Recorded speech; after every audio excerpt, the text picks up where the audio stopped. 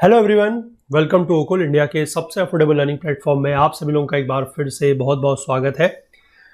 और आज हम लोग इस बुक को आगे कंटिन्यू कर रहे हैं। That is your class 11th की एनसीईआरटी जो पॉलिटी की बुक है, that is Indian constitution at work. इसके चैप्टर नंबर 8 यानी कि 8वें चैप्टर को आज हम लोग स्टार्ट करेंगे, जो लोकल गवर्नमेंट्स की बात करता है।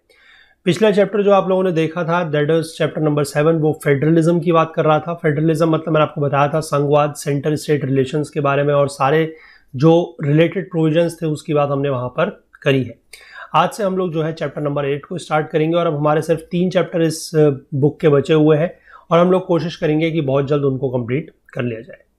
तो चलिए बिना कोई वक्त ज़ाया किए हुए आगे बढ़ते हैं। लेकिन आगे बढ़ने से पहले मैं आपको एक बार फिर से रिक्वेस्ट करना चाहूँगा कि जो लोग इस वीडियो सीरीज़ को फॉलो कर रहे हैं, जिनको ये पसंद आ रही है, वो लोग ज़्यादा से ज़्यादा वीडियोस को लाइक करें, ज़्यादा से ज़्यादा शेयर करें।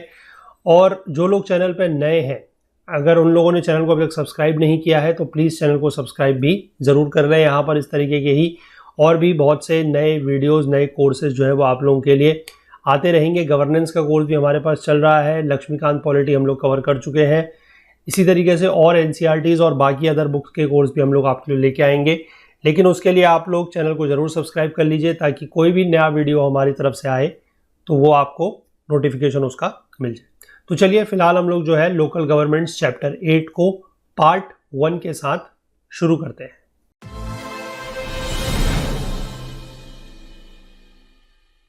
देखिए, चैप्टर 8 लोकल गवर्नमेंट्स की बात हम लोग करेंगे। उससे पहले यहाँ पर इंट्रोडक्शन में क्या लिखा हुआ है वो हम देख लेंगे। देखिए कि in a democracy it is not sufficient to have an elected government at the centre and at the state level.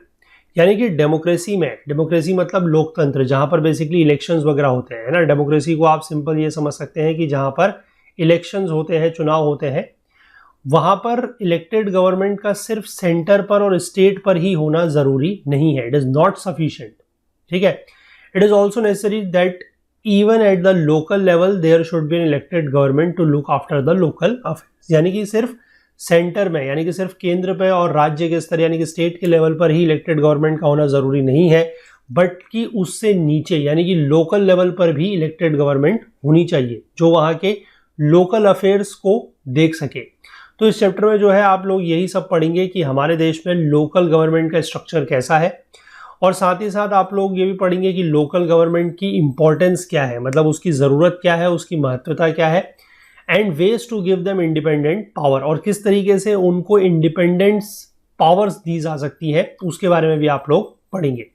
और इस चैप्टर को पढ़ने के बाद आप लोग यही सब चीज़ें, जैसे कि लोकल गवर्नमेंट बॉडीज़ की क्या इंपॉर्टेंस है, कोई 73rd और 74th अमेंडमेंट आए थे, बहुत ही इंपॉर्टेंट अमेंडमेंट है लोकल गवर्निंग बॉडीज़ को लेकर, उनके क्या प्रोविजंस या प्रावधान है, और साथ ही साथ लोकल गवर्नमेंट बॉडीज़ के क्या फंक्शंस और रिस्पॉन्सिबिलिटीज़ हैं, ये भी आप इस पूरे चैप्टर को पढ़ने के बाद समझ जाएंगे। तो चलिए आगे इसमें स्टार्ट करते हैं। सबसे पहले यहाँ पर एक सवाल से इन्होंने जो है बात को शुरू किया है कि वाई लोकल गवर्नमेंट, कि लोकल गवर्नमेंट होने की ज़रूरत क्यों है। और इन्होंने ये चीज़ जो है यहाँ पर 2 कहानियाँ बताई हैं, 2 स्टोरीज़ बताई हैं, उससे लेकर इन्होंने बात को समझाने की कोशिश की है, वो हम देख लेते हैं फटाफट। यहाँ पर एक लेडी का नाम दिया गया है गीता राठौर। ये किसी जमोनिया तालाब ग्राम पंचायत को बिलोंग करती हैं, जो कि मध्य प्रदेश के सीहोर डिस्ट्रिक्ट में है, ठीक है। जो लोग मध्य प्रदेश के उन लोगों को पता होगा कि सीहोर डिस्ट्रिक्ट कहाँ पर है और ये सब चीज़ें। अब ये 1995 में यानी कि 1995 में ये सरपंच बन जाती हैं अपने ये सीहोर डिस्ट्रिक्ट की जो ग्राम पंचायत है, जमोनिया तालाब ग्राम पंचायत वहाँ की। और 1995 में जब ये सरपंच बनती है तो ये एक रिजर्व सीट से सरपंच बनती है, ठीक है। लेकिन 2000 में the village people rewarded her for her admirable work by electing her again. यानी कि पहली बार तो 1995 में बनती है, और उसके बाद ये कुछ बहुत अच्छा काम करती है, तो गाँव वाले इनको दोबारा से क्या करते हैं, रिवॉर्ड देते हैं, और 2000 में इनको फिर से चुनाव इनका कर लेते हैं। लेकिन इस बार जो है वो नॉन रिजर्व सीट से ये चुनी जाती है, यानी कि पहली बार तो इनको रिजर्वेशन मिलता है, वहाँ से ये चुनी जाती है, और दूसरी बार नॉन रिजर्व सीट से ये चुनी जाती है, ठीक है। ये reserve seat, non reserve seat क्या है, ये जब आप आगे जाके 73rd 74 अमेंडमेंट पढ़ेंगे, उसके जब मैं आपको प्रोविजंस बताऊंगा तब आप वहाँ पर समझेंगे। अगर आप लोगों को पता है ना, पहले से अगर आपने इसके बारे में पढ़ा है तो आप समझ रहे होंगे कि रिजर्व सीट कैसे होती है। अगर नहीं पता है तो थोड़ा सा वेट कीजिए, जब हम इस पूरे चैप्टर में आगे बढ़ेंगे तब हम वहां पर इस चीज़ों को देखेंगे। ठीक है, इसके बाद लिखा है कि from a housewife Geeta has grown into a leader displaying political far sightedness. She has harnessed the village the collective energy of her panchayat to renovate water tanks, build a school building, construct village roads, fight against domestic violence and atrocities against women, create environmental awareness and encourage afforestation and water management in her village। यानी कि ये एक पहले housewife हुआ करती थी, अब धीमे धीमे इनका क्या है कि जो इनका एक लीडर वाला रूप है, यानी कि जो एक नेता वाला रूप है, वो धीमे धीमे बढ़ने लगा है। और इन्होंने साथ ही साथ क्या किया है कि अपने पंचायत की जो कलेक्टिव एनर्जी है, कलेक्टिव एनर्जी मतलब पंचायत में सभी लोगों ने मिलकर क्या किया है, बहुत सारे अच्छे अच्छे काम किए हैं। जो वहाँ के वाटर टैंक्स वगैरह हैं उनको रिनोवेट करवाया है, मतलब वो कुछ उनमें टूट फूट हो रही है, उनमें मरम्मत वगैरह करवाई, वो सारा काम इन्होंने करवाया। साथ ही साथ स्कूल में इन्होंने स्कूल बिल्डिंग वगैरह बनवाई है, विलेज की जो गाँव की जो सड़कें वगैरह हैं, रोड वगैरह, वो इन्होंने बनवाई। साथ ही साथ महिलाओं के साथ जो डोमेस्टिक वायलेंस होते थे, मतलब जो घरेलू हिंसा का शिकार होती थी महिलाएं, या महिलाओं के साथ और भी कोई एट्रोसिटीज जातियां वगैरह होती थी, तो उन सब के खिलाफ भी इन्होंने लड़ाई करी है ना, मतलब उन सबको भी इन्होंने ठीक करने की कोशिश की है। साथ ही साथ लोगों के बीच में इन्वायरमेंटल अवेयरनेस, मतलब पर्यावरण को लेकर जागरूकता फैलाने का काम भी किया है। एफॉरेस्टेशन को इनकरेज किया है कि मतलब ज़्यादा से ज़्यादा आप लोग पेड़ वगैरह लगाएं, पेड़ वगैरह काटे नहीं, ये सब चीज़ें। और साथ ही साथ वाटर मैनेजमेंट को लेकर भी इन्होंने काम किया है। तो मतलब इन्होंने काफ़ी सारा काम यहाँ पर चीज़ें जो है वो की है, और किस किस क्षेत्र में की है वो भी आप यहाँ से देख सकते हैं। और ये कोई बेसिकली एज सच मतलब कहानी के तौर पे यहाँ पर इंक्लूड जरूर किया गया है, लेकिन ये एक फैक्ट है। ये पंचायती राज के अपडेट वॉल्यूम 11 नंबर 3 जो है फरवरी 2004, वहाँ से ये लिया गया है। ठीक है, इसके बाद एक दूसरी स्टोरी भी दी गई है। एक और विमेन अचीवर है, उनके बारे में बोला गया है। वो सरपंच हुआ करती थी, एक ग्राम पंचायत है वेंगई वसल विलेज इन तमिलनाडु। तमिलनाडु का एक वेंगई वसल कोई गांव है, वहां की ग्राम पंचायत की वो सरपंच है।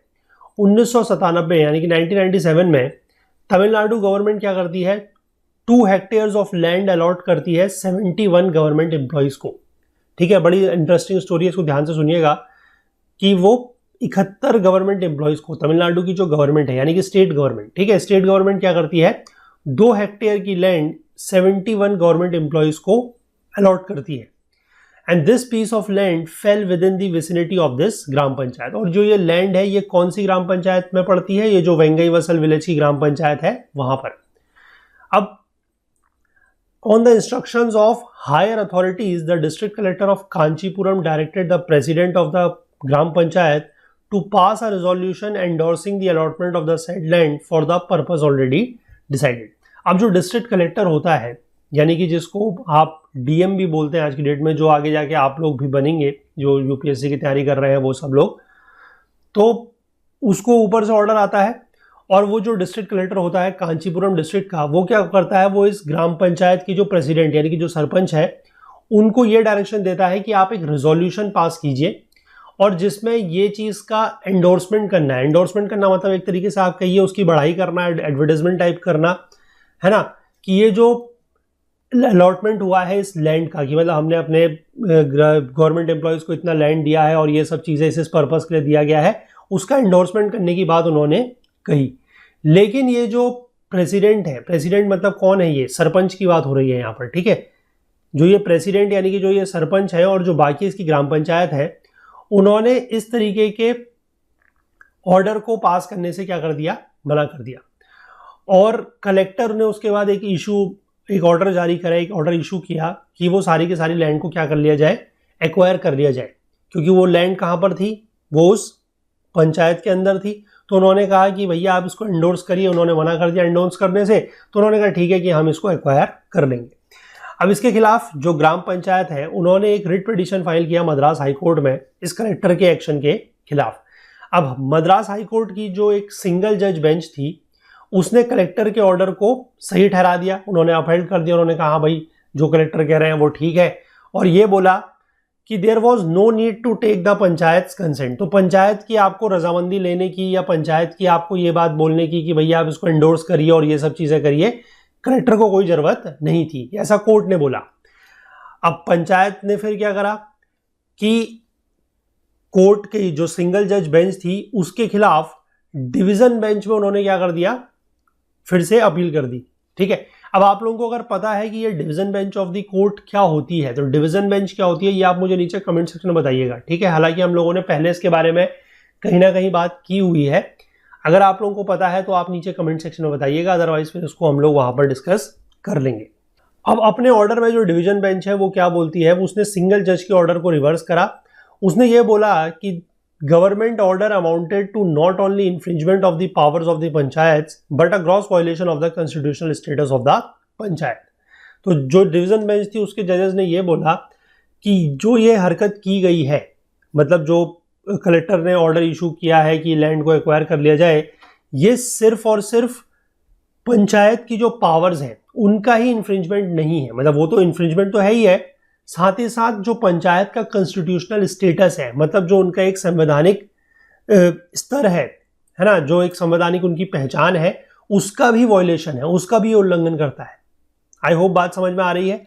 अब ये 2005 की बात है, ठीक है ना, जून 2005 की बात है, और इस समय तक अगर आप आगे जाके देखेंगे तो इन लोकल बॉडीज को एक तरीके से बिल्कुल कॉन्स्टिट्यूशनल स्टेटस मिल चुका है। 73rd और 74th अमेंडमेंट की बात हम लोग आगे जाके इसी चैप्टर में करेंगे, है ना, लेकिन वो 2005 से पहले बन चुका है। एग्जैक्टली कब बना है वो हम लोग आगे बात करेंगे। ठीक है, अब देखिए ये जो दोनों कहानियां हैं ये कोई आइसोलेटेड इंसिडेंट्स नहीं है, मतलब आइसोलेटेड इंसिडेंट्स मतलब ऐसा नहीं है कि इस तरीके की सिर्फ यही 2 घटनाएं हुई हैं पूरे देश में, है ना, इस तरीके की बहुत सारी घटनाएं जो है वो होती रहती है। They are representative of a larger transformation that is taking place across India, specially after constitutional status was accorded to local government institutions in 1993। अब इस तरीके की जो घटनाएं हैं वो, मतलब घटनाएं कहिए या इस तरीके के जो इंसिडेंट्स कहिए आप, वो काफ़ी सारे हुए हैं, और खासकर तब ज़्यादा देखने को मिले हैं जब 1993 यानी कि 1993 में इन गवर्नमेंट इंस्टीट्यूशंस को, ये जो लोकल गवर्नमेंट इंस्टीट्यूशंस है, इनको कॉन्स्टिट्यूशनल स्टेटस मिला है उसके बाद, है ना। देखिए अगर यहाँ पर वाली स्टोरी की हम बात करें तो अगर कॉन्स्टिट्यूशनल स्टेटस नहीं मिला होता तो ये सारी बातें तो फिर कोर्ट कैसे कह सकता था, है ना, कि not only the infringement of powers of the panchayat but also the gross violation of the constitutional status. जब कॉन्स्टिट्यूशनल स्टेटस होता ही नहीं तो फिर उसका वायलेशन कहाँ से होता, है ना। तो कोर्ट यही बात सब इसलिए कह पा रहा है क्योंकि कॉन्स्टिट्यूशनल स्टेटस जो है इन लोकल बॉडीज को मिल चुका है। आई होप बात समझ गए आप। चलिए आगे देखते हैं कि लोकल गवर्नमेंट बेसिकली है क्या। लोकल गवर्नमेंट होती है government at the village and district level, यानी कि विलेज लेवल पर, ग्राम के लेवल पर, ग्रामीण लेवल पर, और उसका जो जिला होता है डिस्ट्रिक्ट लेवल पर। ठीक है, local government is about government closest to the common people. अब देखिए यहां पर कुछ जो इस तरीके के सेंटेंसेज है ना, ये आप लोग अपने आंसर राइटिंग वगैरह में भी अगर कभी कुछ उसका इंट्रोडक्शन पार्ट है या कुछ वो तरीके की चीज है उस पर भी यूज कर सकते हैं। ठीक है ना, कभी आपको मान लीजिए लोकल गवर्नमेंट के ऊपर कुछ आंसर लिखने को आता है और आपको कुछ पॉइंट्स चाहिए जहां पर आप कुछ इंट्रोडक्शन कर सकें या कुछ भी इस तरीके की चीजें लिख सकें, तो आप यहां से जो है वो लाइंस पिक कर सकते हैं और इनका यूज कर सकते हैं। ठीक है ना, कि लोकल गवर्नमेंट क्या है, विलेज और डिस्ट्रिक्ट लेवल पर गवर्नमेंट है, और local government is about government closest to the common people, यानी कि जो आम जनता है, जो आम लोग हैं, उनके सबसे नजदीक जो गवर्नमेंट होगी उसको क्या कहेंगे, हम लोकल गवर्नमेंट कहेंगे। फिर यहां पर एक चीज और दी है कि local government is about government that involves day to day life and problems of the ordinary citizens, यानी कि जो ऑर्डिनरी सिटीजन्स हैं, जो आम नागरिक हैं, उनकी जो रोजमर्रा की प्रॉब्लम्स हैं, जो डेली उनकी प्रॉब्लम्स है, जो उनकी डे टू डे लाइफ है, उसके जो इन्वॉल्व करती है, यानी कि उससे संबंधित जो सरकार है, जो गवर्नमेंट है, वो है लोकल गवर्नमेंट। तो बेसिकली आपको यहां पर उसकी 3 डेफिनेशन मिल गई, है ना। चौथी भी दी गई है कि local government believes that local knowledge and local interest are essential ingredients for democratic decision making. तो लोकल गवर्नमेंट क्या बिलीव करती है या उसकी क्या मानना है, उसका यह मानना है कि लोकल नॉलेज और लोकल इंटरेस्ट ये एक एसेंशियल इंग्रेडिएंट है डेमोक्रेटिक डिसीजन मेकिंग के। क्योंकि डिसीजन मेकिंग का मतलब क्या है कि जैसे मान लीजिए गांव के स्तर पर आपको कोई फैसला लेना है कि गांव के लिए क्या चीज सही है, क्या चीज नहीं है, क्या करना चाहिए, क्या नहीं करना चाहिए। अब वो कोई भी ऐसी गवर्नमेंट या कोई भी ऐसा व्यक्ति जो सेंटर लेवल पर या स्टेट लेवल पर बैठा है, उसको उस गांव की प्रॉब्लम्स के बारे में नहीं पता कि भैया यहाँ पर एग्जैक्टली प्रॉब्लम्स क्या है, क्योंकि वहां की कहीं की भी प्रॉब्लम कौन जान सकता है, वो तो वही जान सकता है जो वहां पर रह रहा है, जो रोज उस प्रॉब्लम को फेस कर रहा है। या जो ये समझ सकता है कि इस प्रॉब्लम से कैसे, क्या इसका सॉल्यूशन है, कैसे इससे निकला जा सकता है ना। तो इसीलिए लोकल गवर्नमेंट ये बिलीव करती है कि लोकल नॉलेज और लोकल इंटरेस्ट जो है ना, वही जो है डेमोक्रेटिक डिसीजन मेकिंग के लिए बहुत जरूरी है। They are also necessary for efficient and people friendly administration, और ये सारी चीजें जो है वो एफिशिएंट और पीपल फ्रेंडली एडमिनिस्ट्रेशन, यानी कि एक तो ऐसा एडमिनिस्ट्रेशन जो एफिशिएंट है, क्योंकि कैसे एफिशिएंट है मैंने आपको बता दिया कि सेंटर वाले को तो कुछ पता नहीं, उसने मान लीजिए कोई इस तरीके का यहाँ के लिए रूल रेगुलेशंस वगैरह बनाए जो यहाँ पर काम नहीं कर रहे, तो वो एफिशिएंट नहीं होगा।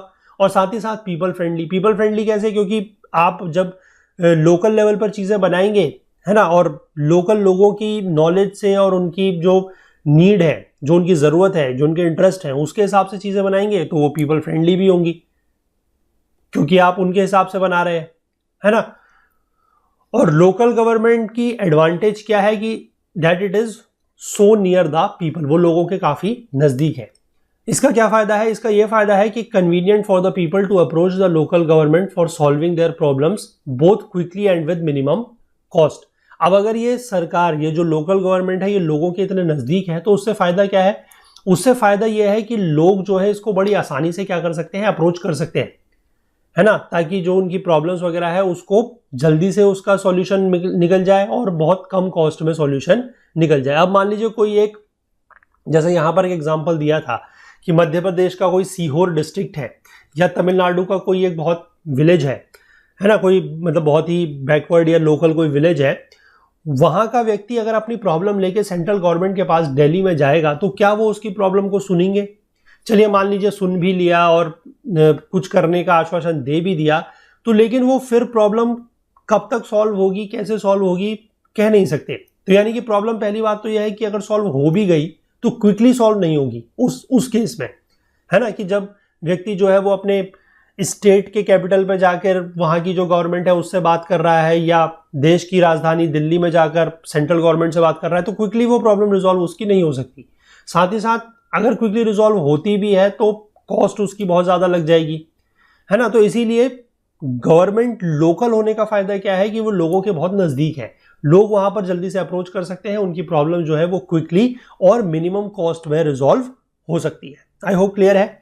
अब जो ये गीता राठौर की स्टोरी थी, जो पहली वाली स्टोरी थी, उसमें हमने एक चीज नोटिस करी, क्या कि about a significant change in जमोनिया तालाब, कि वो ये जो जमोनिया तालाब जो वहां की एक पंचायत थी, वहां पर ये सिग्निफिकेंट चेंज लाने में सक्सेसफुल कैसे रही, क्योंकि इनका बहुत ही प्रोएक्टिव रोल था as sarpanch at the gram panchayat. हमने देखा इन्होंने बहुत सारे काम किए, है ना, कि स्कूल की बिल्डिंग बनाई, विलेज की सड़कें वगैरह बनाई, महिलाओं के खिलाफ जो अत्याचार हो रहे थे उसके खिलाफ भी इन्होंने लड़ाई करी, लोगों के बीच में एनवायरमेंटल अवेयरनेस इन्होंने पैदा करी, ये सारी चीजें इन्होंने करी। और ये ऐसा क्यों कर पाई?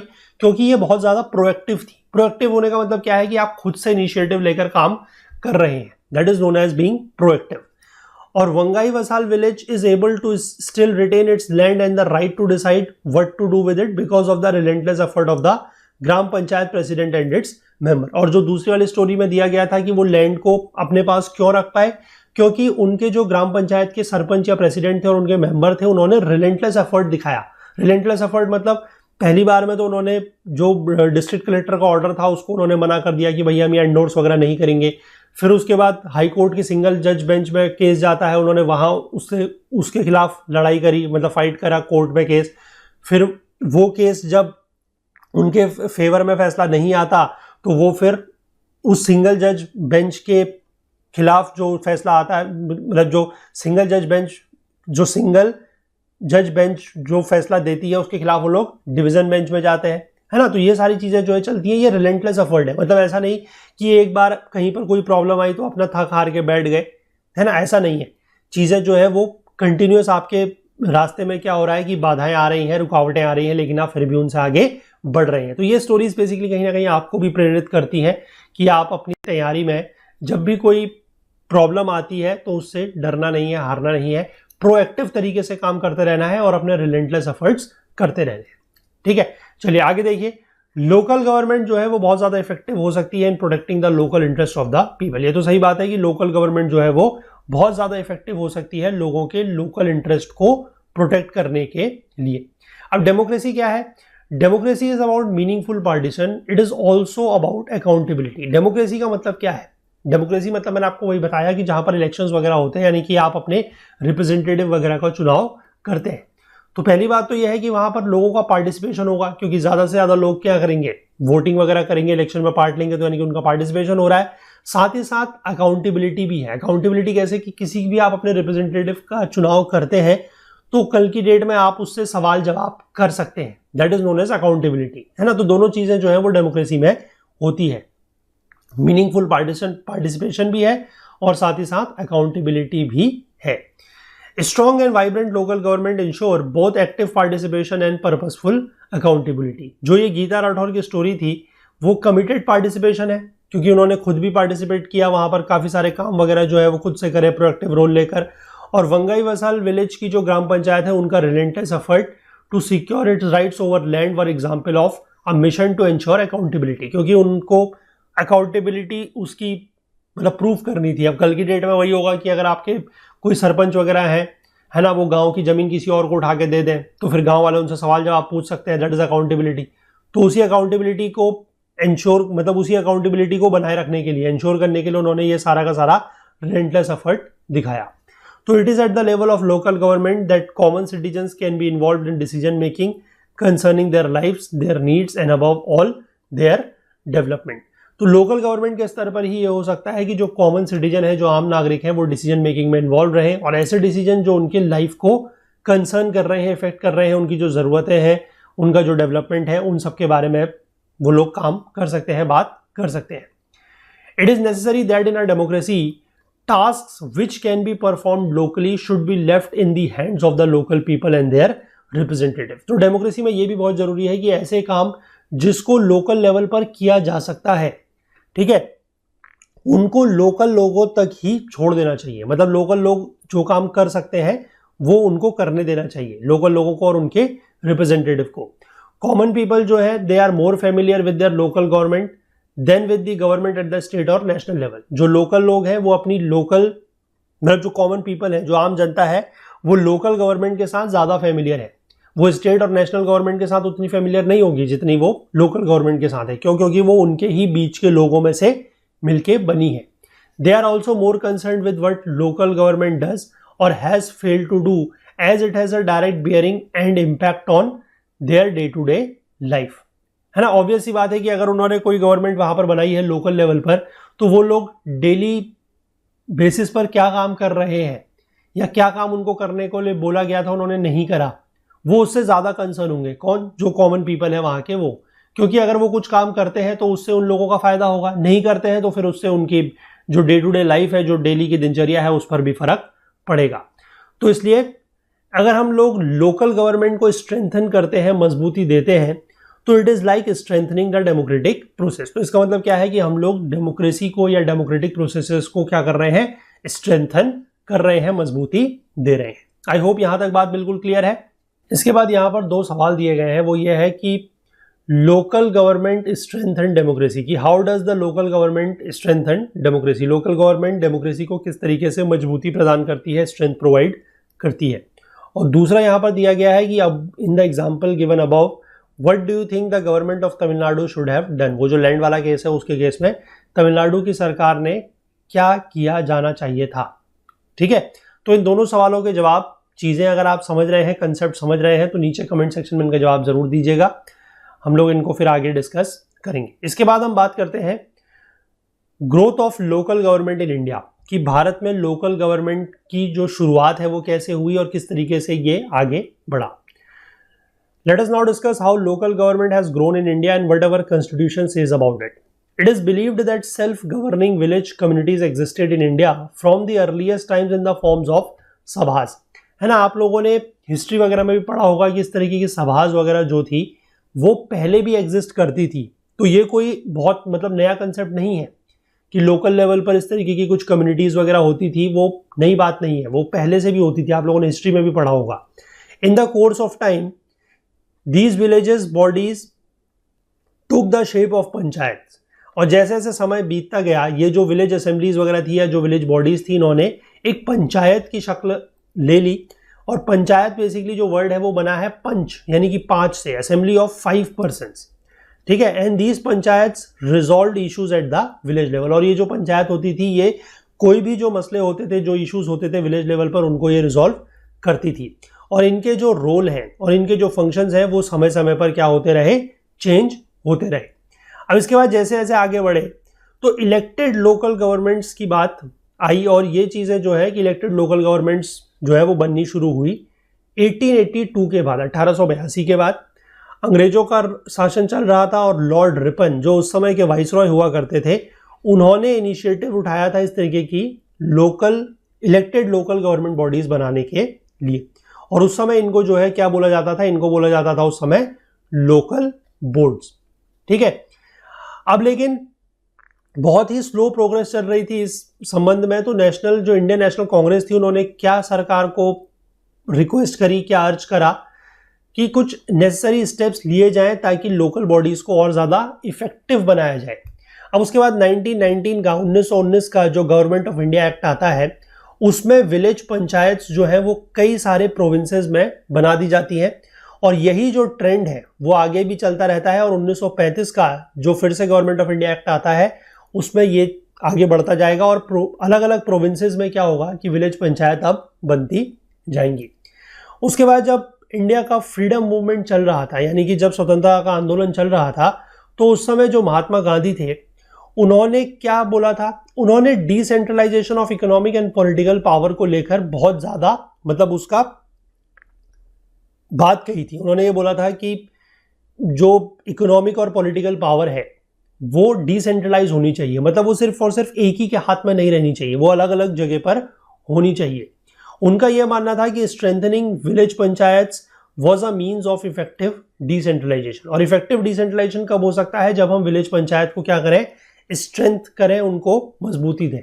तो all development initiative must have local involvement in order to be successful. उन्होंने बोला था कि कोई भी इस तरीके का जो डेवलपमेंट इनिशिएटिव है वो तभी क्या हो सकता है, उसमें लोकल इन्वॉल्वमेंट होना चाहिए, है ना, तभी वो सक्सेसफुल हो सकता है। और पंचायत को इसलिए ऐसा देखा जाता था as instruments of decentralisation and participatory democracy, कि डिसेंट्रलाइजेशन भी इसमें होगा क्योंकि अलग अलग जगह पर पंचायत वगैरह बनेंगी विलेज लेवल पर, तो डिसेंट्रलाइजेशन तो है ही है, और साथ ही साथ पार्टिसिपेटरी डेमोक्रेसी भी है क्योंकि लोग इसमें पार्टिसिपेट करेंगे। Our national movement was concerned about the enormous participation of powers in the hands of Governor General sitting at Delhi। तो जो हमारा नेशनल मूवमेंट था वो इस बात को लेकर काफी चिंतित था कि जो दिल्ली में बैठा हुआ गवर्नर जनरल है उसके हाथ में काफी सारी शक्तियां हैं, तो उन शक्तियों को कम करके नीचे विलेज लेवल तक ये सारे के सारे डिसेंट्रलाइजेशन या पावर्स वगैरह को पहुंचाना, वो उनकी एक एक प्रायोरिटी वो भी थी, नेशनल मूवमेंट के जो लीडर्स वगैरह थे उनकी। तो हमारे लीडर्स ने इसलिए क्या बोला कि independence meant an assurance that there will be decentralisation of decision making, executive and administrative powers. यानी कि अगर आज़ादी हमें मिलेगी, जब भी हमें आज़ादी मिलेगी तो वो हमें इस बात के लिए एश्योर करेगी, सुनिश्चित करेगी कि डिसीजन मेकिंग का, एग्जीक्यूटिव एडमिनिस्ट्रेटिव पावर्स का डिसेंट्रलाइजेशन जो है वो ज़रूर होगा, क्योंकि वो इस बात को लेकर समझते थे और वो इस बात से लेकर काफ़ी चिंतित भी थे कि जो दिल्ली में बैठी हुई एक सरकार है, जो उसका गवर्नर जनरल है, उसके हाथ में काफ़ी सारी पावर्स है, ये ठीक बात नहीं है, ठीक है ना। अब जब कॉन्स्टिट्यूशन बनाया जाता है तो पहले शुरुआत में क्या हुआ था कि जो लोकल गवर्नमेंट का सब्जेक्ट था वो स्टेट्स के पास था, उसको अलग से कोई कॉन्स्टिट्यूशनल स्टेटस नहीं था, वो लोकल गवर्नमेंट का जो सब्जेक्ट था वो स्टेट के पास दे दिया गया था। और इसको मेंशन किया गया था डायरेक्टिव प्रिंसिपल्स पे, है ना। डायरेक्टिव प्रिंसिपल्स क्या होते हैं वो तो आपको पता ही है। डायरेक्टिव प्रिंसिपल्स इस तरीके के प्रोविजंस होते हैं जो नॉन जस्टिशिएबल है और प्राइमरीली एडवाइजरी इन नेचर है। सरकार को बोला जाता है कि आपको ऐसा करना चाहिए, अब वो करे ना करे उससे कोई फर्क नहीं पड़ता, और अगर नहीं भी करता तो उसके खिलाफ आप कोर्ट में जाके केस वगैरह नहीं कर सकते क्योंकि वो नॉन जस्टिशिएबल इन नेचर होता है, ये आपको पता है ना। It is felt that the subject of local government including panchayat did not receive adequate importance in the constitution। क्योंकि अब ये चीज़ तो साफ दिख रही है, स्टेट के पास वो चीज़ छोड़ दी, कॉन्स्टिट्यूशनल स्टेटस उनको कोई अलग से मिला नहीं, तो उनको कोई बहुत ज़्यादा इंपॉर्टेंस भी नहीं मिली। तो do you know why this happened, अब ऐसा क्यों हुआ, ये भी एक सवाल है। क्योंकि जब अब यहाँ पर देखिए हो क्या रहा है, नेशनल मूवमेंट के टाइम पर तो ये बोला गया था कि भैया डिसेंट्रलाइजेशन करा जाएगा, है ना, विलेज लेवल तक चीज़ों को पहुंचाई जाएगी। महात्मा गांधी ने खुद ये चीज़ बोली थी। लेकिन जब कॉन्स्टिट्यूशन बना, जब आज़ादी मिलने लगी और 1946 के बाद जब से कॉन्स्टिट्यूएंट असेंबली बनी और कॉन्स्टिट्यूशन बना, तो वहां पर इन्होंने इसको कोई बहुत ज़्यादा इंपॉर्टेंस दी नहीं, स्टेट को ये चीज़ दे दी। तो ऐसा क्यों हुआ? ये दोनों चीज़ें एक तरीके से कॉन्ट्रडिक्ट कर रही हैं, है ना। अब यहां पर ये चीज़ क्यों हुआ, देखिए। पहला था the turmoil due to partition resulted in a strong unitary inclination in the constitution. क्योंकि जैसे ही देश आज़ाद होता है उसके बाद आपको पता है कि यहां पर क्या हुआ, पार्टीशन हुआ, भारत पाकिस्तान का बंटवारा हुआ। अब बंटवारा होने की वजह से जो प्रॉब्लम्स आई, उसकी वजह से क्या हुआ कि हमारा जो कॉन्स्टिट्यूशन था वो थोड़ा सा यूनिटरी ज़्यादा हो गया, स्ट्रॉन्ग यूनिट उसमें हो गया, मतलब कि सेंटर उसमें थोड़ा सा ज़्यादा स्ट्रॉन्ग हो गया। वो क्यों किया गया? वो इसलिए किया गया तो क्योंकि अगर आप छोटे छोटे स्तर पर, यानी कि छोटे छोटे लेवल पर, स्टेट्स के लेवल पर, विलेज के लेवल पर अगर आप ज़्यादा पावर दे देंगे तो वो लोग फिर अलग होने की बात कर सकते हैं। यानी कि आप अगर सेंटर को स्ट्रॉन्ग बनाएंगे तो उससे क्या होगा कि सेंटर एक जो माला होती है ना, it's like a string in the Beed. मतलब जो माला होती है उसमें क्या होता है, एक तो कुछ तो मोती होते हैं और कुछ एक धागा होता है जो उन सारे के सारे मोती को एक साथ पिरो के रखता है। तो सेंटर बेसिकली एक तरीके से वो धागा है, और स्टेट्स वगैरह जो है या जो लोकल लेवल पर गवर्नमेंट वगैरह है वो क्या है, वो बीड्स है, वो मोती है। तो जब तक वो उन मोती को पिरोने के लिए एक स्ट्रॉन्ग हमारे पास धागा नहीं होगा, एक स्ट्रिंग नहीं होगा, तो वो मोती एक साथ मिलकर एक माला नहीं बन सकते। तो सिमिलरली यहां पर भी वही चीज थी कि स्ट्रॉन्ग यूनिटरी इंक्लिनेशन जो था वो करा गया, और वो इसीलिए किया गया क्योंकि पार्टीशन वगैरह ना हो पाए इसलिए। ठीक है, मतलब ये वाला भारत पाकिस्तान तो हो गया, मतलब आगे जाके इस तरीके की चीजें ना होते रहे कि स्टेट्स वगैरह और सब चीजें अलग होती रहे। और Nehru himself looked upon extreme localism as a threat to unity and integration of the nation. और नेहरू को भी खुद ये चीज लगी कि अगर हम बहुत ज्यादा लोकलाइज चीजों को कर देंगे तो उससे देश की जो यूनिटी है, यानी कि जो एकता है और जो इंटीग्रेशन यानी कि अखंडता है, उसको भी फर्क पड़ सकता है, लोग अलग अलग होने की बात कर सकते हैं। ठीक है, एक तो ये रीजन था कि उनको कोई बहुत बड़ा कॉन्स्टिट्यूशनल स्टेटस नहीं दिया गया, पहला पॉइंट। दूसरा पॉइंट ये था कि कॉन्स्टिट्यूएंट असेंबली में B.R. अम्बेडकर जो थे उसके चेयरमैन थे, किसके, ड्राफ्टिंग कमेटी के, है ना। कॉन्स्टिट्यूएंट असेंबली के ड्राफ्टिंग कमेटी के चेयरमैन हुआ करते थे B.R. अम्बेडकर। उन्होंने क्या बोला कि faction and caste ridden nature of rural society would defeat the noble purpose of local government at the rural level. यानी कि लोग क्या करेंगे, फैक्शनलिज्म में फंस जाएंगे। फैक्शनलिज्म मतलब लोग अपने अपने दल बना लेंगे, गुट बना लेंगे, है ना। छोटे छोटे लोगों के बीच में क्या होगा कि एक गुटबाजी हो जाएगी, मतलब आप समझ सकते हैं ना, कुछ छोटे छोटे ग्रुप्स वगैरह बन जाएंगे। और गांव वगैरह में ये भी चीज़ बहुत होती है कि कास्ट का बहुत बड़ा रोल है। तो कास्ट रिडन नेचर में फिर वही चीज़ है कि ये हमारी जात का है, वो तुम्हारी जात का है, ये ना, ये हमारी जात का, ऊंची जात नीची जात, ये चीज़ें गाँव में बहुत ज़्यादा चलती थी। अब तो धीमे धीमे फिर भी चीज़ें ठीक हो रही हैं, लेकिन पहले के ज़माने में, उस समय की बात हो रही है जिस समय देश आज़ाद हो रहा था या मतलब जस्ट हुआ था, 1950s का टाइम आप समझ लीजिए, लेट 40s या 50s का टाइम। तो उस समय ये प्रॉब्लम बहुत ज़्यादा थी। तो इसीलिए कॉन्स्टिट्यूएंट असेंबली में भी डॉक्टर B.R. अम्बेडकर ने भी ये बोला कि फैक्शनिज्म और कास्ट रिडन नेचर होने की वजह से भी लोकल गवर्नमेंट का जो एक पर्पज है वो डिफीट हो सकता है। क्योंकि लोकल गवर्नमेंट बनाने की बात क्यों की जा रही थी, ताकि लोकल लेवल पर डिसीजन मेकिंग हो, लोकल लेवल पर क्या हो, लोगों का ज़्यादा फायदा हो। लेकिन अगर ये चीज़ फैक्शनिज्म और कास्ट रिडन नेचर अगर आड़े आया तो फिर ये लोकल गवर्नमेंट में कुछ होगा नहीं, कुछ काम वगैरह होगा नहीं, ये लोग आपस में ही लड़ते रहेंगे, है ना। आई होप बात समझ गए आप। However, nobody denied the importance of people's participation in development planning। लेकिन किसी ने भी लोगों की जो पार्टिसिपेशन है, मतलब जो पीपल्स पार्टिसिपेशन होगा, उसकी इंपॉर्टेंस को नकारा नहीं। किसी ने भी ये नहीं बोला कि लोगों का पार्टिसिपेट करना डेवलपमेंट में, प्लानिंग में गलत है, लेकिन उसको किस तरीके से किया जाए वो देखना पड़ेगा, ये सारी बातें थी। तो many members of the constituent assembly wanted village panchayat to be the basis of democracy in India, but they were concerned about factionalism and many other ill present in the village. मतलब काफी सारे लोग जो थे वो चाहते तो थे कि फैक्शनलिज्म वगैरह, मतलब ये जो लोकल गवर्नमेंट वगैरह है वो बने, है ना, लोकल पंचायत लेवल वगैरह पर, विलेज लेवल पर चीजें हो, लेकिन वो वही जो फैक्शनलिज्म है, जो गुटबाजी है, और गांव में और भी बहुत सारी जो इस तरीके की इल्स वगैरह थे, मतलब वही कास्ट सबसे बड़ा तो वही है ना, और बाकी और भी बहुत सारी चीजें हैं, उनको लेकर वो चिंतित थे कि अगर वहां पर ये सारी चीजें कर दी गई और इन चीजों से अगर नहीं निपटा गया फैक्शनलिज्म से या बाकी जो भी वहाँ पर इल्स हैं, जो समस्याएं हैं, तो इन लोकल गवर्नमेंट का कोई भी फायदा नहीं रहेगा।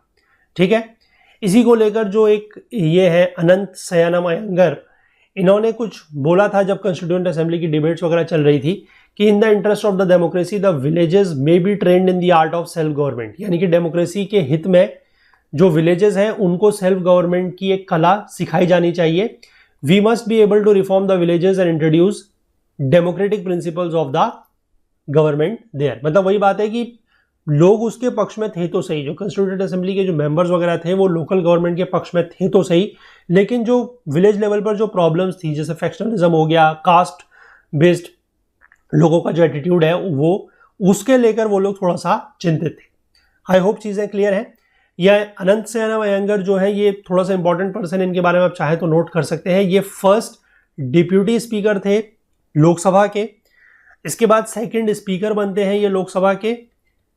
ठीक है, डिप्यूटी स्पीकर ऑफ लोकसभा, इसके बाद सेकंड स्पीकर बनते हैं लोकसभा के, और साथ ही साथ बाद में जाके ये फिफ्थ गवर्नर भी बनते हैं ऑफ बिहार के। ठीक है, तो थोड़ा सा इस तरह की चीज़ें जो एनसीईआरटी में दी जाती है उसको थोड़ा बहुत देख लेना चाहिए, है ना। तो चलिए इस पार्ट को इतना ही रखते हैं, अदरवाइज फिर वीडियो काफ़ी लंबा हो जाएगा। जो आगे जो चीज़ें दी गई हैं कि local government in independent India, कि इंडिपेंडेंट इंडिया में किस तरीके से लोकल गवर्नमेंट बनी है, क्योंकि अभी तक हमने जो चीज़ें देख ली हैं वो ये देखी है कि जब कॉन्स्टिट्यूएंट असेंबली बन रही थी या जब कॉन्स्टिट्यूशन का निर्माण हो रहा था तो वहाँ पर चीज़ें किस तरीके तक पहुँच गई हैं, है ना। अब उसके आगे देखेंगे कि इंडिपेंडेंट इंडिया में लोकल गवर्नमेंट किस तरीके से काम करी। तो अगले पार्ट में इस चैप्टर को आगे कंटिन्यू करेंगे और कोशिश करेंगे कि 2 से 3 पार्ट में और लगेंगे हमें और ये चैप्टर हमारा कंप्लीट हो जाएगा। तो कंटेंट रिलेटेड अगर आपको कोई भी डाउट है तो आप हमारा जो टेलीग्राम का ग्रुप है ओकुल जीएस यूपीएससी डिस्कशन फोरम, इसको ज्वाइन कर सकते हैं। इसका लिंक आपको नीचे डिस्क्रिप्शन में मिल जाएगा, या फिर आप इसको टेलीग्राम पर सर्च करके भी ज्वाइन कर सकते हैं और अपने जो भी डाउट्स हैं, जो भी क्वेरीज हैं, वो आप हमसे यहाँ पर पूछ सकते हैं। अगर आप हमसे कोई और बात पूछना चाहते हैं, कोई भी आपके डाउट्स हैं, क्वेरीज हैं, तो आप हमसे ईमेल के जरिए भी वो बात हम तक पहुँचा सकते हैं, पूछ सकते हैं। That is support@okul.co।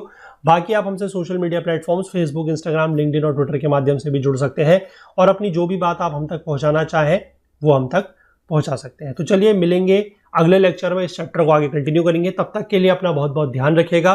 Please do take care of yourself. Thank you, have a nice day, bye bye, जय हिंद।